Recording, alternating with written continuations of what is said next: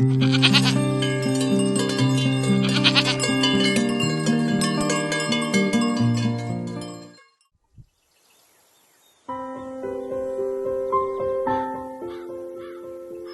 le début du chemin, hommes et bêtes traversent des paysages magnifiques dont l'olivier est un des éléments récurrents. Son feuillage persistant, vert bleuté, colore ses plaines et ses coteaux depuis les temps anciens. Tu vois, chez nous avons encore de très vieux arbres. Mais depuis les années 80, les gens ont replanté de l'olivier de manière plus organisée.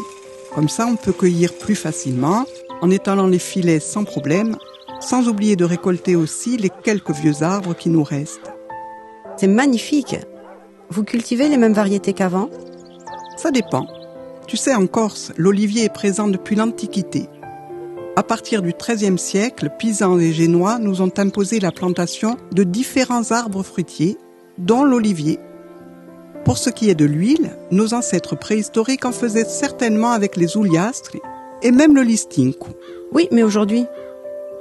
Aujourd'hui comme hier, nous récoltons de la sabine, plus dans le nord de l'île, de la hirmane un peu partout, et de la zinzale, surtout dans l'extrême sud où elle est majoritaire.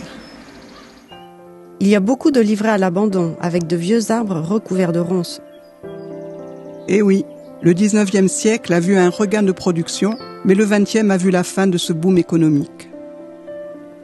Pourquoi ? C'est dommage. Tu m'as dit qu'on trouvait de l'olivier du bord de mer jusqu'à plus de 500 mètres d'altitude. Et le climat corse lui convient tout à fait, on dirait. Les causes sont diverses.